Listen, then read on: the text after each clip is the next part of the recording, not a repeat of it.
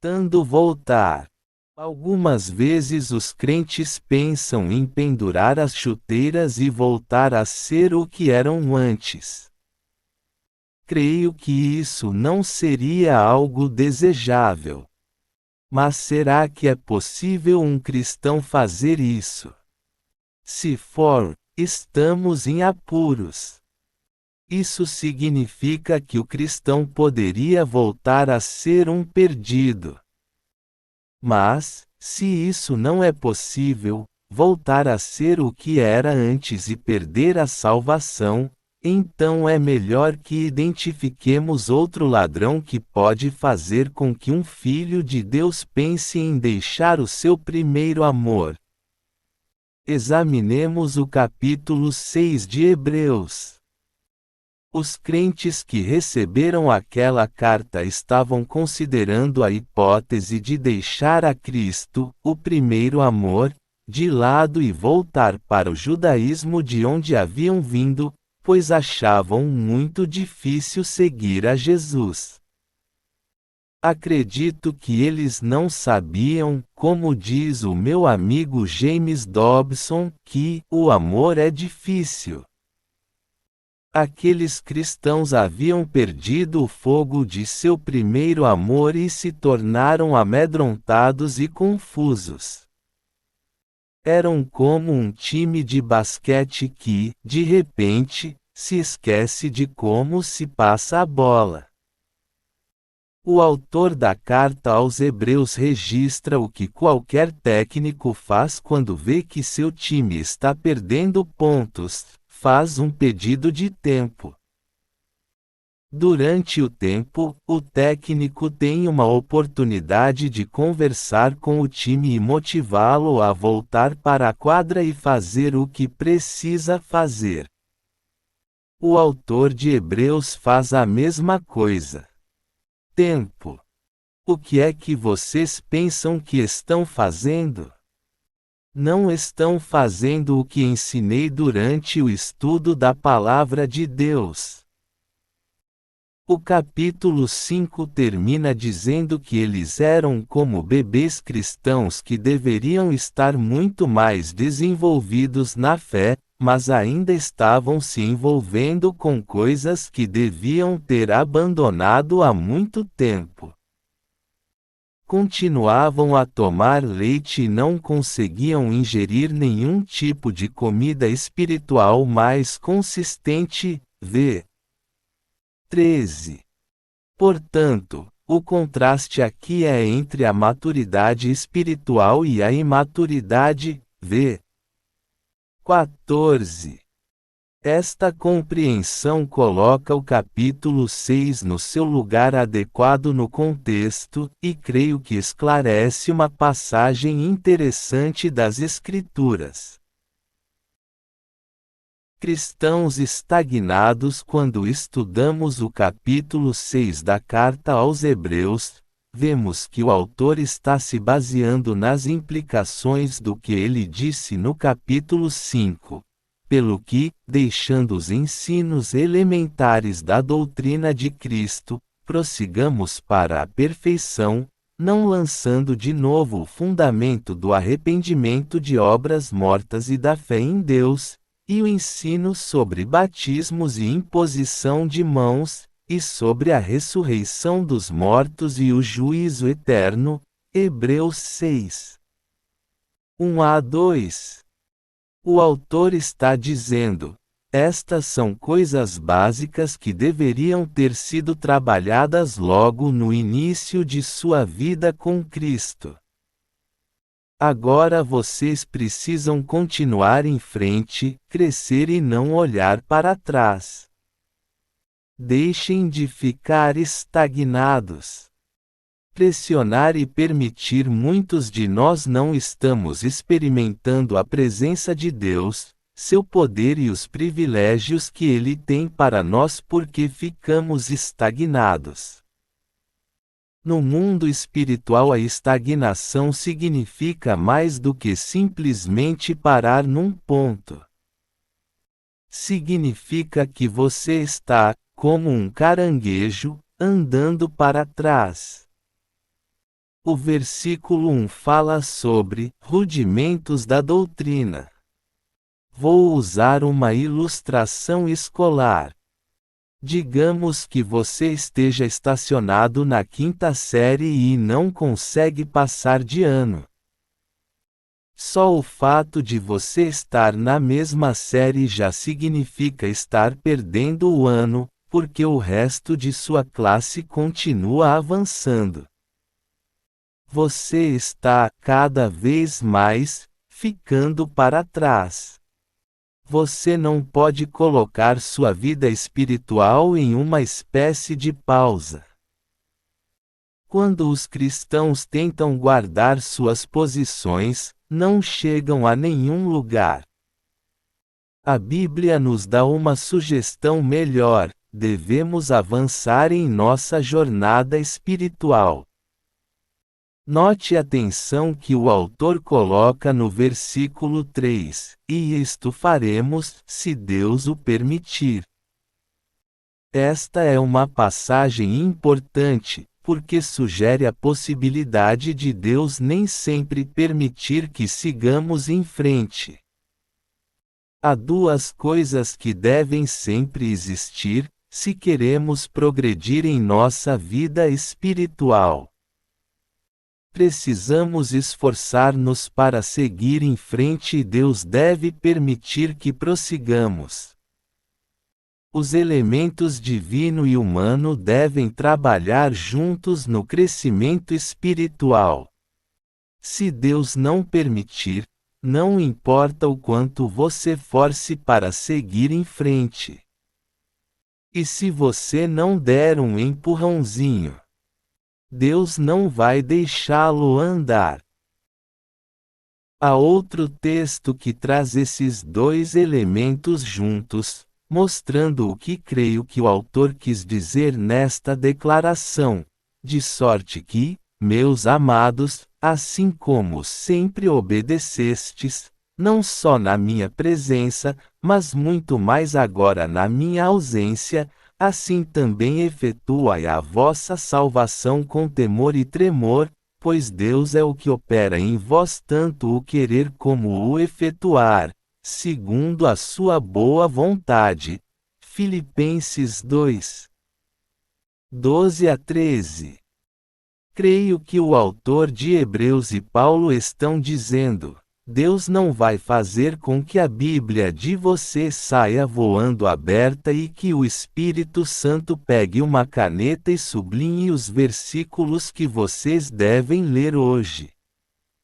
Você precisa pegar e ler a sua Bíblia. Você deve abrir os olhos e usar a sua mente e, ao fazer isso, Deus vai liberá-lo para aprender e crescer. Ele não vai fazer com que você caia da sua cama de joelhos para orar. Ele não vai colocar as suas mãos juntas, dobrar sua cabeça, forçar que seus olhos se fechem e fazer com que a sua boca se abra e você ore. Deve haver um esforço em sair da cama, dobrar os joelhos no chão, abrir a boca e falar com Deus. Quando isso for feito, Ele vai ouvi-lo. Buscar fazer a vontade de Deus é a sua parte e a Deus cabe a permissão. As duas precisam operar juntas para que haja crescimento espiritual. O custo do compromisso. Os hebreus ainda estavam no jardim de infância. Como mencionei no começo deste capítulo, eles sentiam muita dificuldade em se comprometer com Cristo. Para eles era difícil manter acesa a chama do primeiro amor. Quando mais compromissado com Cristo você se torna, mais dificuldades vai encontrar. Muitas pessoas mentem sobre este assunto. Elas dizem: venha para Jesus e seus problemas vão terminar. Isto é uma mentira. Quando você vem para Jesus e cresce nele, terá mais problemas do que imagina, porque se tornou um inimigo do inferno. O diabo vai querer derrubá-lo. Algumas coisas vão surgir de onde você nem esperava e, às vezes, você vai sentir-se tentado a dizer: não quero isso, vou voltar a ser como eu era. Outros vão dizer: não parece que Jesus ama a gente tanto assim. Ele o ama com certeza. Esta é a forma como o amor que tem por nós funciona. Como num casamento, quanto mais você se dedica para ser um bom marido ou uma boa esposa, mais precisa estar pronto para as dificuldades. Essas coisas doem muito, mas são recompensadas com amor, intimidade e compromissos mais profundos. Se os problemas não ocorrerem no casamento, ele pode estagnar e começar a retroceder. Imagine um estudante universitário dizendo: não sabia que eu tinha de estudar tanto assim. Vou voltar para o segundo grau. Todo mundo sabe que a faculdade é mais difícil que o segundo grau, então por que se admirar? Você não aprende o A, B, C só para saber o alfabeto. A ideia é que possa usar as letras para formar palavras e frases que possam ser lidas por você e por outros. Até uma criança sabe que, quando aprender a ler, deixará os livros para principiantes e logo vai consultar uma enciclopédia. Cristãos que caem na fé. A seguir encontramos 3 versículos que têm causado muita confusão e dificuldade. Nos versículos 4 a 6 o autor explica por que os crentes devem continuar progredindo na fé. É impossível que os que já uma vez foram iluminados, e provaram o dom celestial, e se fizeram participantes do Espírito Santo. Hebreus 6. 4. O problema se torna evidente aqui porque algumas pessoas leem esse versículo e dizem: as pessoas às quais o autor se refere não podem ser salvas. Ele deve referir-se a pessoas que chegaram próximas da salvação, mas que verdadeiramente nunca foram salvas. Esta linha de raciocínio é incorreta. Apesar desta explicação ser muito usada, ela não é verdadeira. Posso provar que ela é impossível mediante o uso da aplicação bíblica. Vamos estudar um pouco de análise teológica, mas não vou detalhar muito. Vejamos somente o básico para que possamos entender essa passagem. Cristãos verdadeiros. Um estudo bíblico profundo requer que, antes que se parta para o estudo de outras passagens das Escrituras a fim de coletar dados sobre um tema em particular, você deve antes descobrir o que o autor está dizendo por meio do estudo de seus próprios escritos. Assim, o próprio autor lhe dá o significado dos termos que usar. Isto é importante porque, quando você aplica a teoria bíblica, o próprio autor explica o que está querendo dizer. Por exemplo, o termo iluminado. Em Hebreus 10, 32 o autor escreve: lembrai-vos, porém, dos dias passados, em que, depois de serdes iluminados, suportastes grande combate de aflições. Sabemos que ele está falando sobre pessoas que foram iluminadas a tal ponto que estão sofrendo por causa de sua fé. Os não crentes não sofrem por causa de sua fé. Não há o que sofrer por uma fé que não se possui. Mas estas pessoas estavam sofrendo por Cristo e também tinham compartilhado este sofrimento com outros crentes em Cristo. V. 33. Se você necessita de mais evidências, no princípio do capítulo 10 o autor chama seus leitores de santificados. Depois ele chama aqueles que foram santificados de aperfeiçoados para sempre. V. 14. Não existe dúvida de que, quando o autor de Hebreus usa a palavra iluminado, ele está falando de pessoas que foram iluminadas por meio da salvação. Mas o que fazer com a palavra provaram? Algumas pessoas dizem: eles não comeram dos dons celestiais, só provaram um pouquinho. Eles colocaram na boca, mas não engoliram. Mas essa definição não é pertinente, porque Hebreus 2:9 diz que Jesus Cristo provou a morte por todos nós. Será que Jesus só lambeu a morte, mas não morreu de fato? Se esta palavra significa que Jesus somente chegou perto de morrer, mas realmente não experimentou a morte, estamos com sérios problemas. Se disser a alguém, você precisa provar a comida de fulano de tal, você não está dizendo que colocou a comida na boca, gostou e jogou fora. Na verdade, você consumiu aquele alimento e está recomendando que outras pessoas façam o mesmo. Os destinatários da carta haviam realmente recebido a salvação.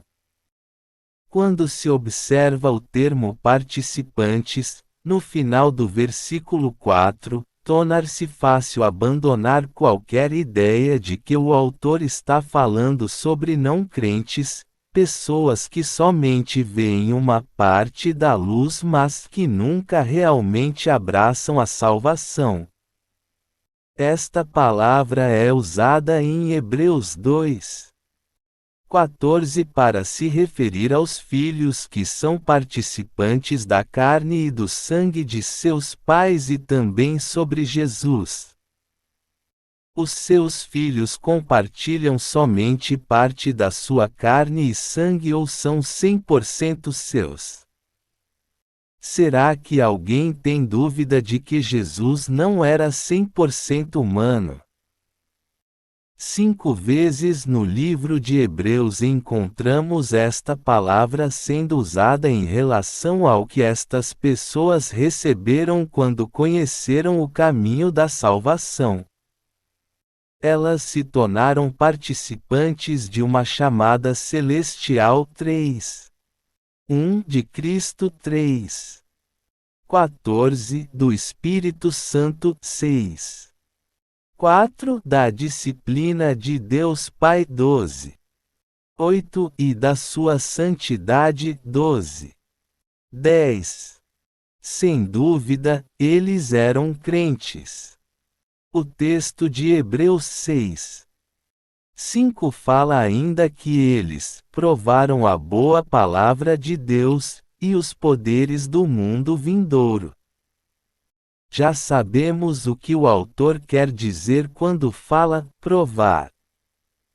Não importa qual método você use quando estuda a Bíblia. Ao examinar estas passagens, é impossível dizer que estas pessoas não eram crentes. Perda da salvação? Entretanto, o maior desafio está no versículo 6 deste mesmo capítulo. E depois caíram, sejam outra vez renovados para arrependimento, porque de novo estão crucificando para si mesmos o Filho de Deus, e expondo-o ao vitupério. Já ficou bem claro que o autor está se referindo a crentes e está tentando fazer com que eles sigam em frente na jornada cristã. Agora ele traz à tona a possibilidade concreta de crentes caírem e retrocederem tanto na fé a ponto de abandoná-la totalmente. Ele está chamando a atenção dos cristãos, para que não permitam que isto ocorra. A melhor maneira de entender este dilema é tentando compreender exatamente o que o autor está dizendo e depois comparar com o que outras pessoas falam sobre o significado deste versículo. Ele é bastante claro que, se esta queda acontece com um cristão, é impossível que esta pessoa encontre o arrependimento.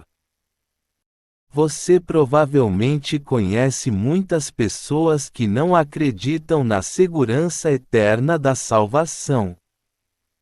Além disso, a Bíblia diz que não é você que retém a Deus, Ele é quem o segura em suas mãos. João 10. 28,29. Existe uma grande diferença entre um filho que segura a mão de seu pai e um pai que segura a mão de seu filho. Se o pai estiver segurando a mão da criança, mesmo que ela tente ir embora, ele continua a segurá-la. O texto de Romanos 8. 38 a 39 diz que nada pode nos separar do amor de Deus, a não ser o pecado. O verdadeiro problema é então, se você não pode perder sua salvação, o que quer dizer o texto de Hebreus 6. 6. O autor está dizendo que é possível que um cristão retroceda tanto em sua vida espiritual que chegue ao ponto de recrucificar a Cristo, voltando-se às mesmas práticas do pecado depois da conversão, sendo assim a pessoa tem a possibilidade de perder a salvação por não andar em obediência a Deus. É lógico que ninguém pode colocar Cristo na cruz novamente. A chave para entender esta última frase do versículo 6 é, expondo-o ao vitupério, ou seja, expor Jesus à vergonha pública. Quando o Senhor foi pendurado na cruz, havia somente duas formas de encarar a sua crucificação. Algumas pessoas olhavam para ele e diziam: ele é um blasfemador e um criminoso que está sendo justamente crucificado. Outros, contudo, pensavam da mesma maneira que o centurião romano: verdadeiramente este homem era o Filho de Deus. Marcos 15. 39. Estas eram as opções e continuam sendo até hoje. Jesus Cristo é um criminoso ou é o Filho de Deus? Quando o recebe como o seu Salvador, você está dizendo: este é o Filho de Deus. Mas, ao abandonar o seu primeiro amor e retroceder, você está efetivamente recrucificando a Cristo. Por quê? Porque por meio de seu estilo de vida você diz ao mundo: ele devia ter sido crucificado, que não tem nada para oferecer a nós e que ninguém precisa colocar a sua fé nele. Agora vou viver da maneira que todos vivem. Esta declaração parece séria, não é? Ao ficar atrofiado e regredir em sua vida cristã, você pode chegar ao extremo de estar pregando Jesus na cruz de novo e enfiando uma lança em suas costelas. Ele morreu para tirar as pessoas do pecado e levá-las a ter uma vida justa. Porém, se você deixar a justiça e retornar ao pecado, Jesus se torna novamente um espetáculo de vergonha como o que aconteceu no Calvário, quando foi exposto ao ridículo. Este processo se inicia muito lentamente. Você aos poucos deixa de ler a Bíblia, para de orar e diminui a frequência na igreja. Você começa discretamente a fazer coisas que não devia, aos poucos, sem que ninguém saiba. Você não recrucificou Jesus ainda porque o seu pecado ainda não se tornou uma vergonha pública. Mas, quando você se acostuma com o pecado e se torna mais ousado, passa a não se importar com as pessoas e começa a andar como os pecadores andam, falar como eles falam, agir como agem. Daí as pessoas passarão a notar a diferença em sua vida. O texto de Hebreus 6, 4-6 diz ainda que, quando os indivíduos chegam a este ponto, é impossível que sejam outra vez renovados para arrependimento. Arrependimento significa uma mudança de atitude ou pensamento. Quando um crente chega neste estágio descrito em Hebreus, é impossível fazer com que ele mude de ideia. Aí as coisas ficam um pouco mais complexas. Já estabelecemos que a questão não é a perda da salvação, a qual exigiria a intervenção de Deus no processo de restaurar a pessoa, mas própria pessoa recusa a ter a salvação vivendo no pecado. O que não é possível é que outras pessoas levem este indivíduo ao arrependimento. Você já conheceu alguém que simplesmente não ouvia o que você queria dizer? Tente conduzir uma pessoa rebelde ao arrependimento. Você pode tentar ajudá-la a ver o que é certo e tentar fazê-la mudar de ideia, mas ela não vai ouvir.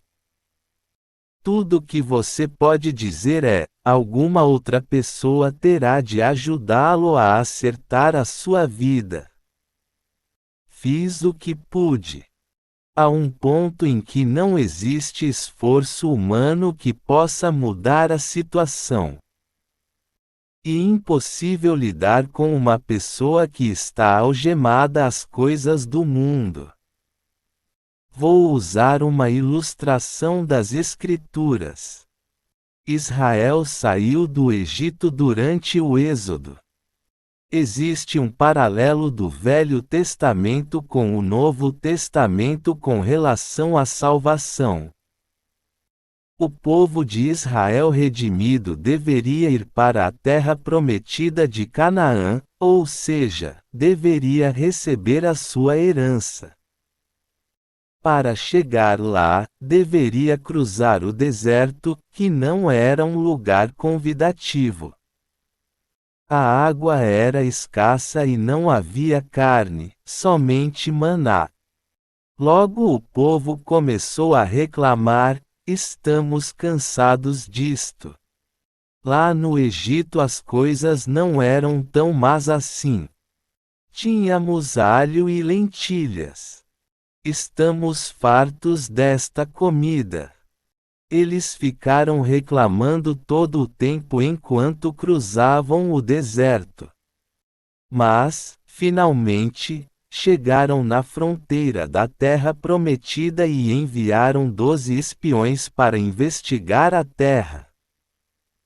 2 desses espiões, Josué e Calebe, disseram: vamos em frente. Deus nos deu a terra. Vamos tomar posse dela.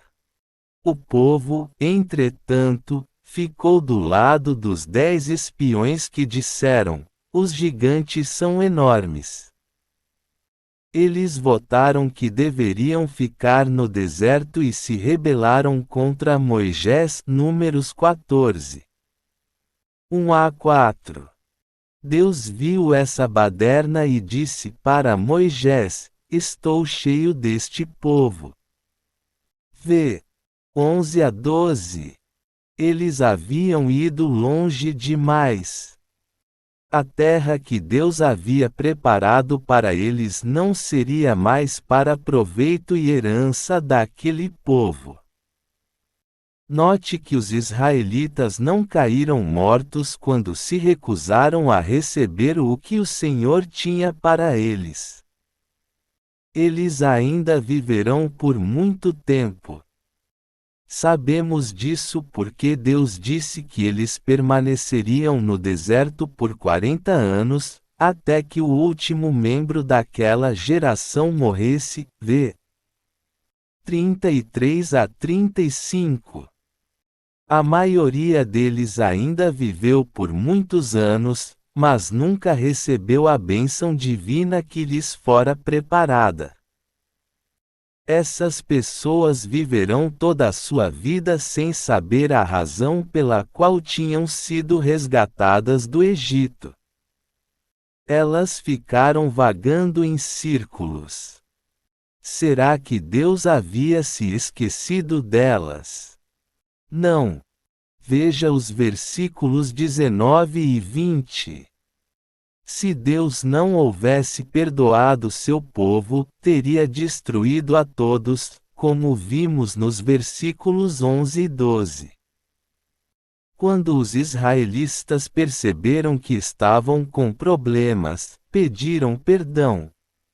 Foram a Moisés e disseram: vamos obedecer ao Senhor, fazendo aquilo que você disser. V. 39-40. Mas já era tarde demais. Deus já havia jurado que retiraria a herança deles. V. 22-23.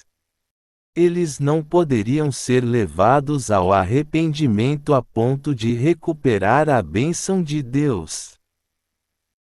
Colocando em risco, plano A. Quando você está recrucificando Cristo, expondo-o à humilhação pública e Deus diz: basta, já foi longe demais, isso significa que você está colocando em risco, plano A, de Deus para a sua vida. O tempo de vida que você vai ter na Terra daí para frente é irrelevante. Um pastor que estava vivendo uma vida dupla foi pego numa situação pecaminosa e depois disto veio visitar-me. Ele me disse que todos os dias de sua vida eram miseráveis, porque sabia o que devia fazer, mas não tomou as providências para evitar o pecado. Ele sabia que Deus o havia chamado e salvo para o ministério. Mas, por causa da vergonha pública que causou, teria de passar toda a sua vida sem experimentar o plano A que Deus tinha para ele.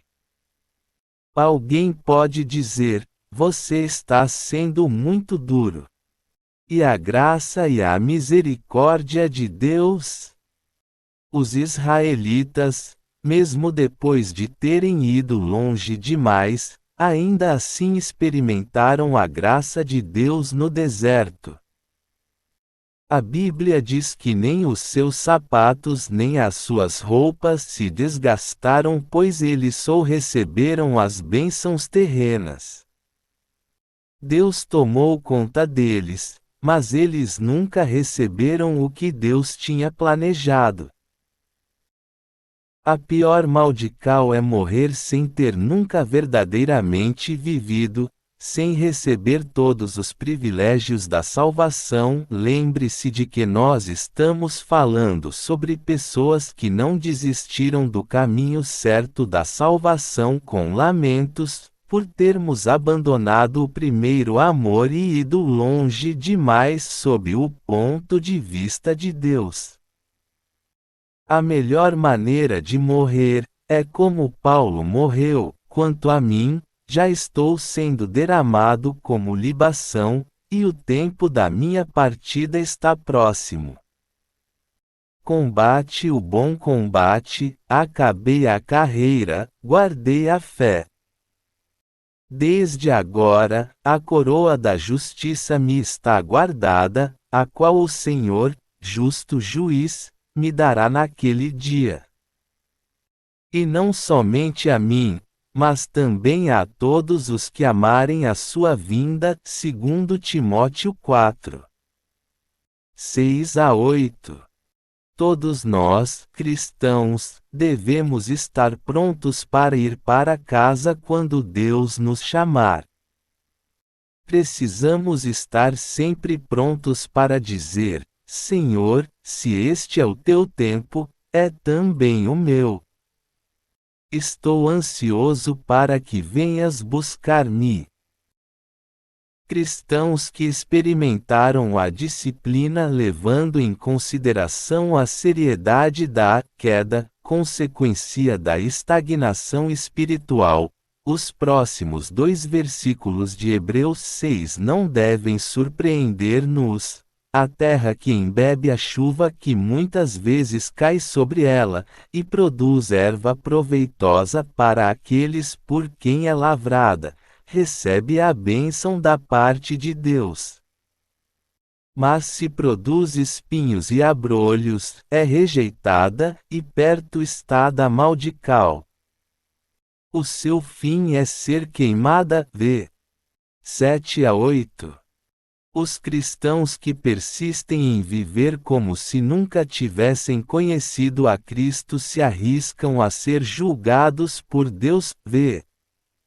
8. Esta é uma ilustração clara e simples que aponta para a tese que estamos tentando provar nestas últimas páginas.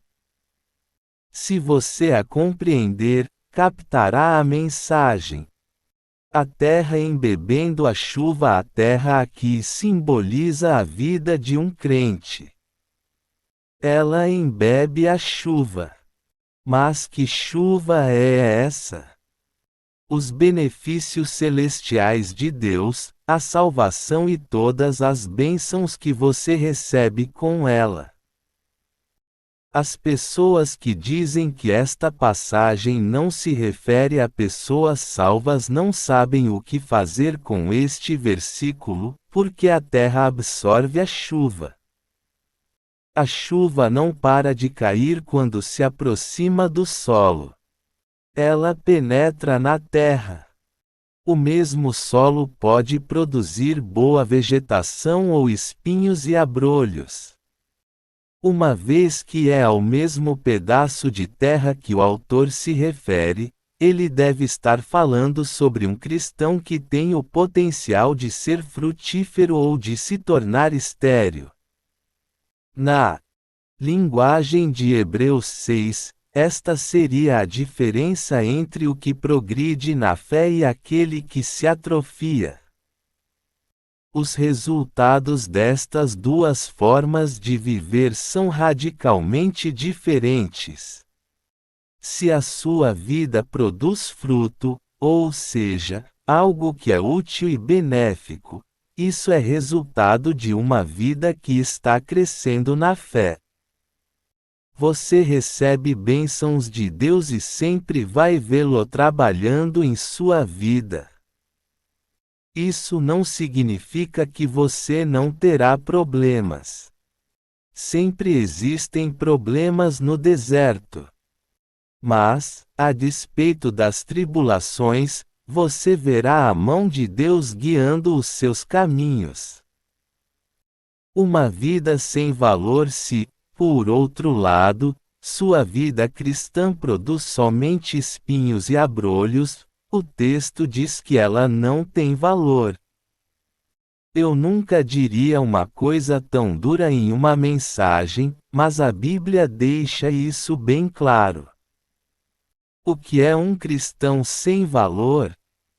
Compreenda que o autor não está dizendo que Deus não dá mais valor a essas vidas, não as ama e não cuidará mais delas.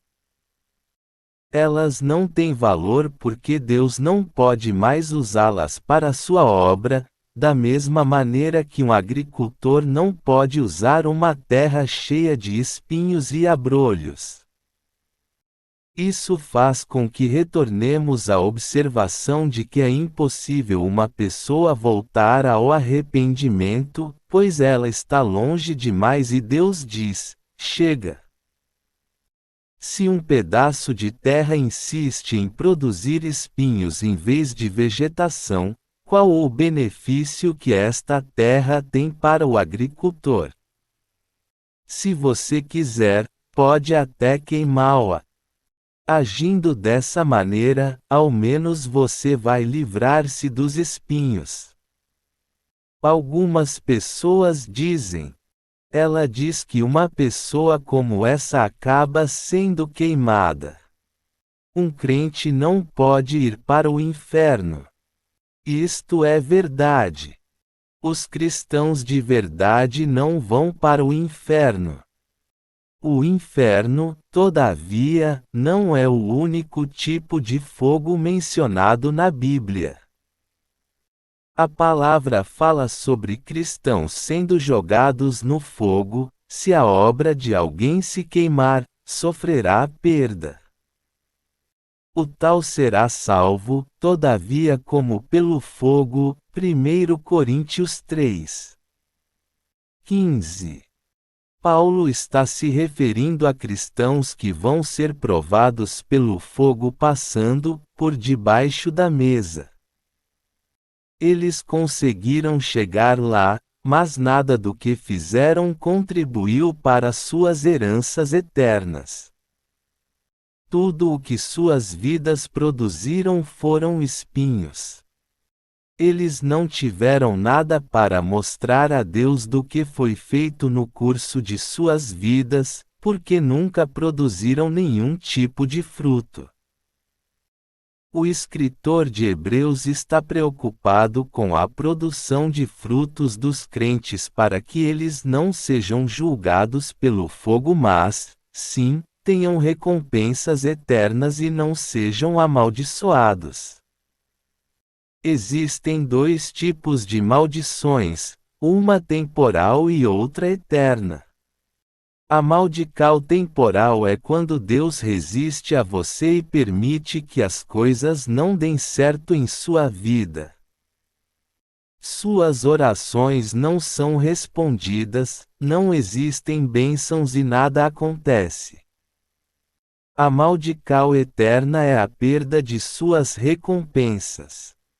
Você entra no reino, mas não recebe a herança. Você fica de fora observando o banquete do reino, mas não é convidado para participar dele. Existem diferentes níveis de recompensas para os salvos. Nem todos são iguais lá e nem todos têm os mesmos privilégios. A Bíblia menciona lágrimas no juízo final. Muitos crentes têm a seguinte atitude: bem, o que importa é que eu fui salvo. Já está bom demais.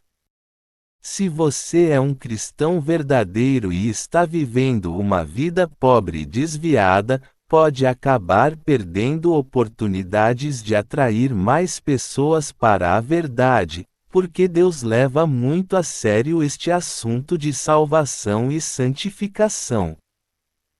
Não estou dizendo que você não tenha dificuldades em sua vida espiritual, nem que não haja momentos difíceis em que você cai. Todos nós caímos. Porém, se permitirmos que as coisas aconteçam sem que prossigamos na fé, vai tornar-se cada vez mais difícil nos livrarmos de nossos problemas espirituais. E como aquela conhecida analogia do sapo na panela. Ele mergulha confortavelmente na água quente e, se a água começa a esquentar bem devagar, ela acaba fervendo e o sapo morre sem nunca notar que a água esquentou. Cristãos que recebem uma grande recompensa, tenho boas notícias para você. Veja o que diz o texto de Hebreus 6, 9 a 12. Mas de vós, ó amados, esperamos coisas melhores e pertencentes à salvação, ainda que assim falamos. Deus não é injusto. Ele não se esquecerá da vossa obra, e do amor que para com o seu nome mostrastes, pois servistes e ainda servis aos santos. Desejamos que cada um de vós mostre o mesmo zelo até o fim, para a completa certeza da esperança. Não desejamos que vos tomeis indolentes, mas sejais imitadores dos que pela fé e paciência herdam as promessas. Quem herdará essas promessas? Elas não são para aqueles que simplesmente aceitaram a Cristo, mas são pessoas de fé e paciência, que suportaram todas as aflições. Nenhum de nós gosta de ver alguém que não aguenta quando as coisas vão mal. Às vezes as coisas dão errado até para o povo de Deus, mas Ele nos fala para não desistirmos. Por isto que o seu envolvimento na vida da igreja é tão importante. Há mais na vida do crente que serve a Cristo do que se pode imaginar. De acordo com o versículo 10, uma das coisas que determina a sua condição de herdeiro é se você ministra para outros crentes ou não. O escritor diz em Hebreus 10, 24 a 25 que devemos continuar a nos reunirmos, de maneira tal que possamos ajudar uns aos outros a não estagnarmos. Já houve ocasiões em que eu quis abandonar a igreja. Muitas vezes já quis renunciar ao ministério. Não fiz isso porque sempre havia ao meu lado pessoas prontas a me encorajar. Todos precisamos de encorajamento, porque existem horas em que queremos deixar tudo de lado. Aqueles que abandonam a corrida, contudo, não serão herdeiros. Se quer progredir na fé, você pode. Deus vai permitir que siga em frente. Ele não vai forçar para que você avance. O amor e a dedicação não podem ser forçados, mas Ele vai permitir que você cresça, se assim desejar. Por outro lado, se você está perdendo terreno na sua vida cristã, precisa fazer o retorno o mais rápido possível. Deus não vai forçá-lo a voltar, mas vai permitir que você ache o ponto de retorno em sua vida, se quiser voltar para Ele. Você pode estar pensando: consertar a minha vida. Só o fato de estar preocupado com isso já é um sinal de que você ainda não chegou ao ponto em que não há retorno. As pessoas que já foram longe demais não se importam mais com essas coisas. No início deste capítulo falei sobre o técnico que pede um tempo. A maioria dos esportes também usa o chamado intervalo, ou seja, um período de tempo no meio do jogo para descanso e orientação dos atletas. Esse é um período de graça. Essa é uma vantagem do intervalo. A outra é que não importa o quanto o time foi mal no primeiro tempo, ainda tem metade do jogo pela frente para eliminar suas falhas. Muitos de nós estamos vivendo no intervalo. Chegou a hora de consertar as nossas vidas e, juntos, continuar progredindo no jogo. De volta ao primeiro amor. Essa é a bomba de uma piscina cheia de água cristalina for desligada, a água começa a estagnar. Porém, você pode fazer com que a água volte a ser cristalina, ligando a bomba e colocando produtos químicos na água. Tal situação também acontece conosco.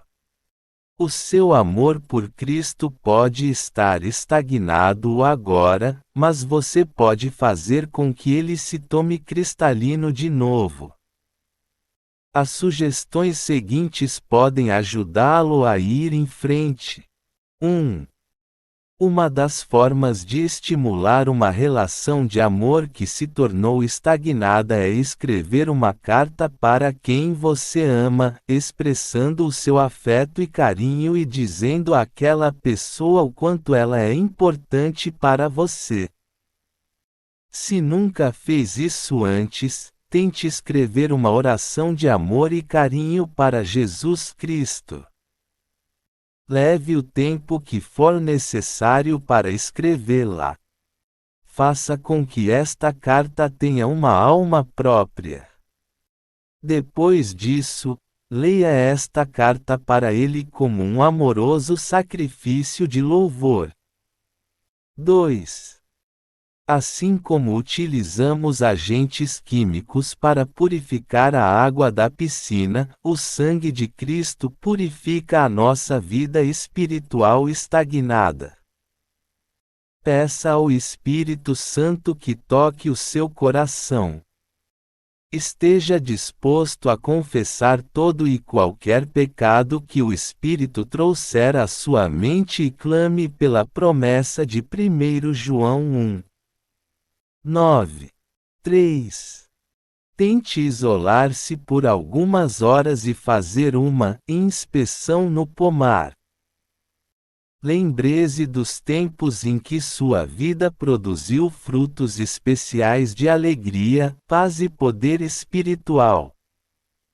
Depois faça 2 perguntas para si mesmo. A.